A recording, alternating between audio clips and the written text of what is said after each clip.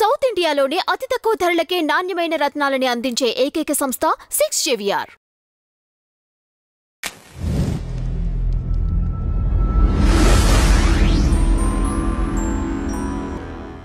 నిన్న మనకు Laila pre release event జరిగింది. చాలా ఘనంగా జరిగింది.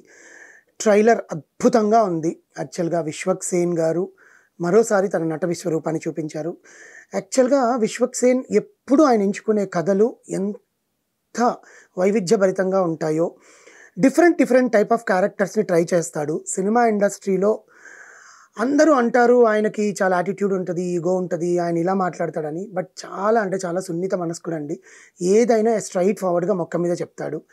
ఎంత చిన్నపిల్లల్లాగా అందరితో కలిసిపోతాడు. He has very good friendship in the Telugu film industry.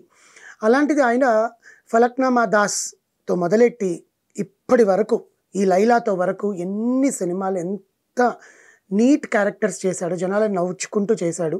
So అలాంటి విశ్వక్ సేన్ది లైలా అనేది ఏంటి, లేడీ గెటప్లో విశ్వక్ సేన్ కనిపించడం ఏంటి, అసలు ఆయన లేడీ గెటప్లో ఎందుకు మారాడు, అసలు ఏంటంటే ట్రైలర్లో కళ్ళకట్టినగా చూపించేశారు.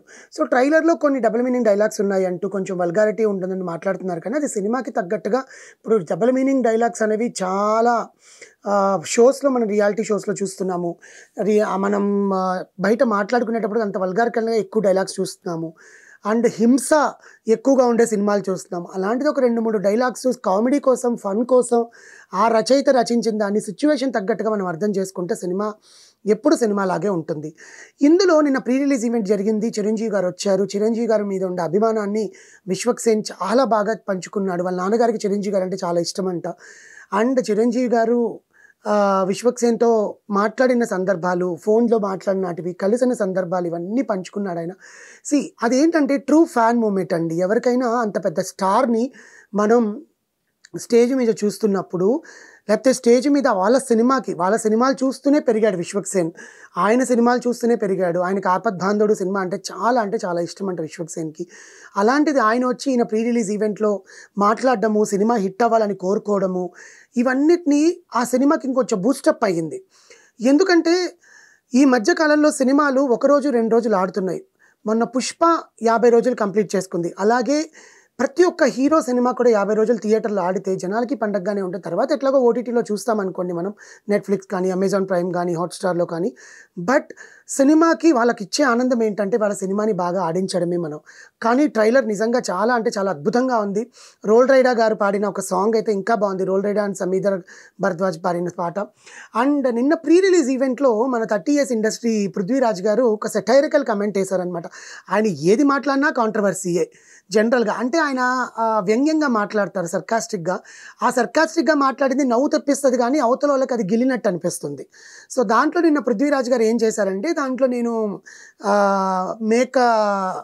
మేకల కృష్ణ ఏదో ఒక క్యారెక్టర్ చేస్తున్నాను. నేను ఆ క్యారెక్టర్లు చేసేటప్పుడు ఒక సీన్ చేస్తున్నప్పుడు ఒక సంఘటన గుర్తొచ్చింది.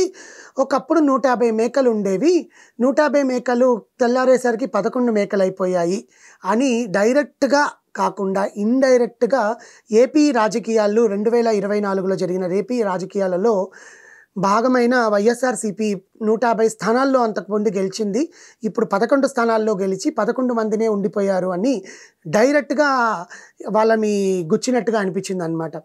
దీంట్లో ఏమైపోయిందంటే వైఎస్ఆర్సీపీ వాళ్ళు ఇంకా మండిపడిపోతున్నారు, అసలు ఇష్టం వచ్చినట్టు. ఎలా అంటే డైరెక్ట్గా ఎట్లా అంటాడు, చూసారా మమ్మల్ని అంటే మేమేం చేస్తామో, గేమ్ చేంజర్ని ఎలా ఆడనీయకుండా చేశామో, గేమ్ చేంజర్ని మేము ఎట్లా పైరసీలు విడుదల చేసి వాళ్ళకి గొడవలు పెట్టామో, అలాగే మేము లైలా సినిమాని February 14th అసలు ఆడనివ్వం. అసలు సినిమా ఎట్లా ఆడుతుంది, అసలు సినిమా ఎట్లా రిలీజ్ అవుతుంది, మమ్మల్ని అంటాడా. అందులో ఒక ఆర్టిస్ట్ ఆయన సెటారికల్గా తెలిసన్నాడో తెలియకన్నాడో పక్కన పెడితే ఆయనకు అనిపించింది ఆయన అన్నప్పుడు మనం దాన్ని ఏ రకంగా తీసుకోవాలి, ఎందుకు రాజకీయాలకు లింక్ చేయాలి, కానీ తనంది రాజకీయాల గురించే. కానీ సినిమాని ఆడనివ్వము, సినిమాని మేము బాయ్కాట్ చేస్తాము, గేమ్ చేంజర్ని ఎట్లా చేసామో దీన్ని కూడా ఇట్లే చేస్తాము అని పగబట్టి సినిమాని చంపేయడం అనేది చాలా తప్పండి. అండ్ పృథ్వీరాజ్ గారు కూడా మాట్లాడింది కొంచెం ఇబ్బందికరంగానే ఉంది. అసలు మనం వచ్చిన ఫంక్షన్ ఏంటి, అంత సెటైరికల్గా ఆయన యాక్ట్ చేస్తున్న క్యారెక్టర్ గురించి ఆయన మాట్లాడాలి తప్ప వేరే వేరే సెటరికల్గా వేయడము, లేకపోతే దాన్ని వాళ్ళకి గుచ్చేటట్టుగా సందర్భంలో మాట్లాడడము. ఎందుకంటే చిరంజీవి గారు గెస్ట్ వచ్చినప్పుడు చిరంజీవి గారి ముందు ఆయన దాన్ని ఏమంటారు ఫ్యాన్ మూమెంట్స్నో లేకపోతే చిరంజీవి కుటుంబం పట్ల ఉండే అభిమానాన్నో తెలిపాలనుకుని ఇలా వాగాడో తెలియదు. కానీ ఆయన మాట్లాడేది మాటలు మాత్రం నిజంగా చాలా తప్పని. ఎందుకంటే సినిమాని ఆడనీయకుండా చేస్తే నీ క్యారెక్టర్ ఏముంది, ఒక 5 నిమిషాలు 10 నిమిషాలు ఉంటాయి. ప్రొడ్యూసర్ ఎంత కష్టపడి తీసుంటాడు, హీరో ఎంత కష్టపడి దాని మీద నమ్మకం పెట్టుకొని అంటాడు. అందులో విశ్వక్సేన్ గారు ఈ సినిమా కోసం చాలా కష్టపడ్డాడు. ఇట్ ఈస్ నాట్ జోక్ అండి. లేడీ గెటప్లో వచ్చి సినిమా అంతా చేయడం. ఒకప్పుడు రాజేంద్ర ప్రసాద్ గారు మేడం సినిమా చేశారు, అంతకుముందు నరేష్ గారు చిత్రం బలారి విచిత్రంలో చేశారు. అసలు అది ఎంత మొన్న అల్లు అర్జున్ గారు కూడా చెప్పాను, నేను చీర కట్టుకొని ఆ డాన్స్ వేస్తుంటే నాకు చాలా ఎంత కష్టం అండి, ఆడవాళ్ళు ఎట్లా చేస్తారు అనేది. అలాంటిది నా ఒక లేడీ క్యారెక్టర్ సినిమా కోసం అంత కష్టపడి చేస్తున్న సినిమాని మేము బాయ్కాట్ చేస్తాము, మా మనోభావాలు దెబ్బతినేలా మాట్లాడతారు, మా మీద పడతారా అని ఇష్టం వచ్చినట్టు ట్విట్టర్లో ట్రోల్స్ మీద ట్రోల్స్ అవుతున్నాయి పృథ్వీరాజ్ గారిని మాట్లాడిన మాటలు. కానీ నేనైతే ఈ మాట్లాడిన మాటలు నిజంగానే తప్పనే అంటానండి. ఎందుకంటే మనం వచ్చిన ఫంక్షన్ ఏంటి, మనం మాట్లాడే మాటలు ఏంటనేది తెలుసుకోవాలి. అది ఏ పార్టీ మీద అభిమానం ఉన్నా సరే, చిరంజీవి గారు వచ్చారని పవన్ కళ్యాణ్ గారు ఉన్నారు కదా ఆ పార్టీలో అని చెప్పి ఆయన ముందు అభిమానం చూపించడానికి వేరే పార్టీని అనాల్సిన పని లేదు.